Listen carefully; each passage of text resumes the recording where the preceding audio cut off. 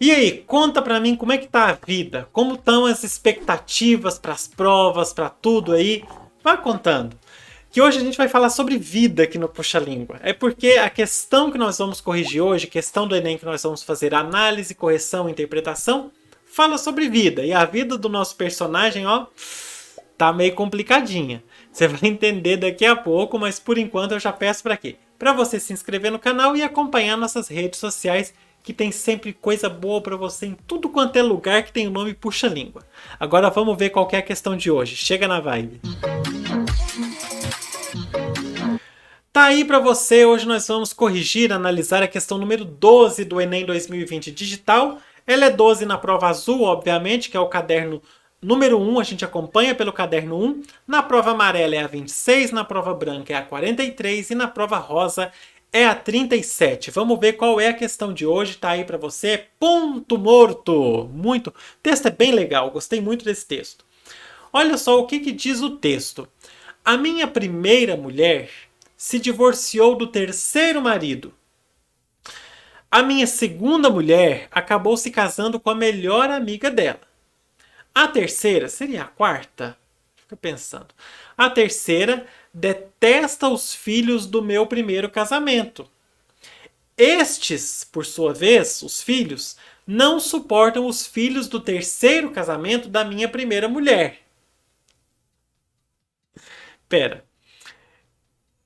A terceira detesta os filhos do meu primeiro casamento. Os filhos do primeiro casamento dele detestam, não suportam os filhos do terceiro casamento da minha primeira mulher. Então, complicado, né? Os filhos dele com a primeira esposa detestam os filhos da ex-esposa lá com o terceiro marido dela. Meu Deus, que loucura. Confesso que guardo afeto pelas minhas ex-sogras. Até porque não existe ex-sogra não, viu? Pela lei, sogra é sogra pro resto da vida. Você divorcia, mas a sogra continua sendo sogra. Estava sozinho, quando um dos meus filhos acenou para mim no meio do engarrafamento. A memória demorou para engatar o seu nome. Sabe quando dá aquela... um branco? Por segundos a vida parou em ponto morto. Que legal. Amasse a Vida Errada, Rio de Janeiro, 7 letras, 2001. No poema, a singularidade da situação representada é efeito da correlação entre. Essa é complicada? Vamos lá. Primeiro vamos marcar aqui a singularidade. É o que tornou isso único. Singularidade, singular, único. O que tornou isso único? Qual foi a correlação que tornou essa situação única? Vamos primeiro marcar aqui no texto, porque o texto ele tem duas partes. A primeira parte é mostrando uma família confusa. Deixa eu ver até onde que vai. Vai até aqui, ó.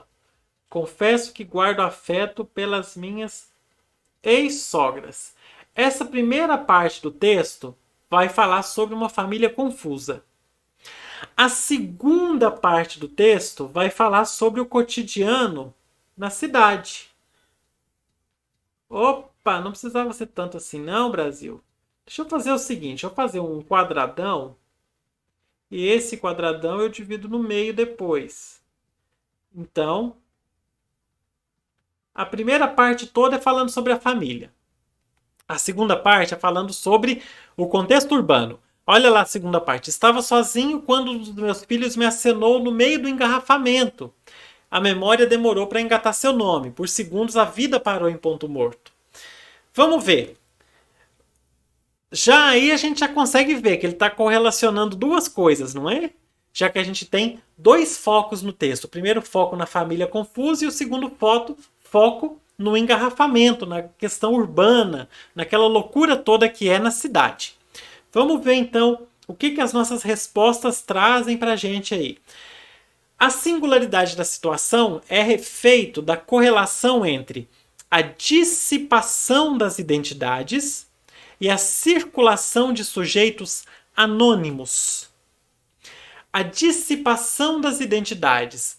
A dissipação é que as identidades vão se perdendo. As identidades foram se perdendo? Talvez até que sim, pode ser que sim, porque ele esquece por um momento o nome do filho. Talvez sim. Agora, a circulação de sujeitos anônimos, ele não falou sobre sujeitos anônimos. Quando a gente fala de sujeitos anônimos, é como se fossem pessoas que passam por nós que nós nem conhecemos. Só que aí, não era uma pessoa que ele não conhecia, era o filho. Então não é um sujeito anônimo. Essa parte dos sujeitos anônimos não está correta. Na letra B, as relações familiares? Sim, tem as relações familiares dele aí, complicadíssimas, aliás. E tem a dinâmica da vida no espaço urbano? Tem também. A primeira parte é sobre a família ser confusa e a segunda parte é sobre o contexto urbano complicado. Que as pessoas acenam sem nem ver quem é direito. Então, sim e sim, caminha para ser uma resposta certa. Letra C. A constatação da incomunicabilidade. Ele percebe que existe uma falta de comunicação? Não. Solidão humana? Ele fala que ele estava sozinho. A solidão, ela não é um processo de você estar sozinho, é um processo de você ser sozinho, você se sente sozinho. Isso é solidão. Então, existe uma diferença entre ser e estar. O português não é inglês, que o verbo to be é ser e estar. Não, no português ser é uma coisa, estar é outra. Ele não era sozinho, ele estava sozinho naquele momento. Estava. Então, não existe solidão nessa situação dele. Não é um retrato da solidão humana. Ok? Resposta C, então, obviamente errada, já que a gente marcou 2 xizinhos nela. Letra D. O trânsito caótico. Ok, o trânsito caótico. Aí sim, concordo. Concordo. E o impedimento à expressão afetiva. Ele se via impedido de ter afeto? Não, ele simplesmente bugou. De repente o filho dele acenou, ele não sabia o que estava acontecendo, bugou. A vida parou em ponto morto significa buguei. Então, não tem impedimento à expressão afetiva. Letra E. Os lugares de parentesco? Tem os lugares de parentesco. A questão da família, beleza. E o estranhamento social? Estranhamento social? Será que nós temos uma questão de estranhamento social? Até tem. Então a gente se depara aí com 2 respostas possivelmente certas. Vamos ver, analisar uma com a outra. Vamos primeiro riscar as que a gente sabe que não são certas porque já tem xizinho, né? Beleza. Vamos então analisar as 2. O primeiro trecho do texto é sobre a relação familiar. A gente está claro. Esse primeiro trecho aqui, vou colocar aqui o número 1, fala sobre a relação familiar. Beleza. Aqui nós temos, então, as relações familiares. Na letra B, está aqui o número 1. E nós temos o urbano, que é o que está na segunda parte do texto. Vamos colocar aqui onde ele está na nossa alternativa. É o número 2. Na outra, lugares de parentesco. Lugares de parentesco são relações familiares. Ok, número 1. Estranhamento social. O estranhamento social, ele tem a ver com o urbano? O estranhamento social, no caso do texto, não sei se tem a ver com o urbano, não. Tem a ver mais com a questão da própria família. Então, esse estranhamento social que existe está relacionado à família dele ser uma família com uma transitoriedade muito grande. Na letra B, então, a gente tem uma relação estabelecida entre a primeira parte do texto e a segunda parte. Faz a correlação entre a família e o contexto urbano. Na letra E, a gente já não tem isso. A letra E faz uma correlação entre questões que estão na família e questões que também estão na família. Então, a gente pode eliminar a letra E, porque está correlacionando só a primeira parte do texto com ela mesma. Então, não é nem correlação, né? Está falando dos locais de parentesco e do estranhamento social. Tudo referente à família. A única questão que traz a questão da urbanidade, que é a que está na segunda parte do texto, é a letra B, que é a nossa resposta correta. Virou uma salada aqui o meu texto, então eu vou nem circular, porque vai virar mais salada ainda. Eu vou marcar de verdinho aqui a nossa resposta correta, que é a letra B.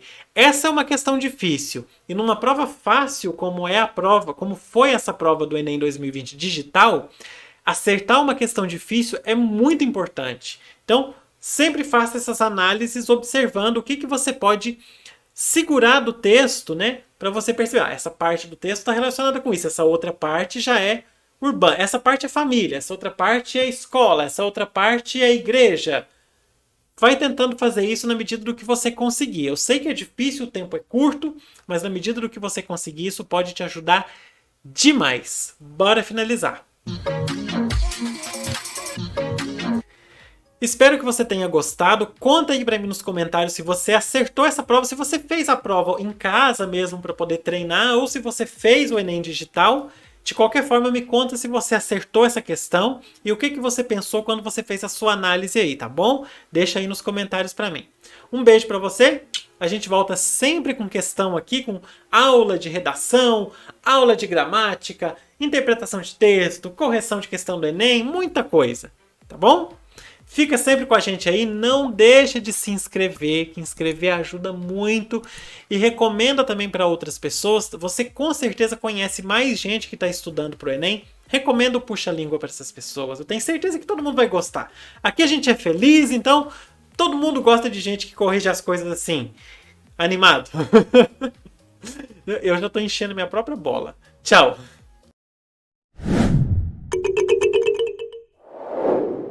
Wow.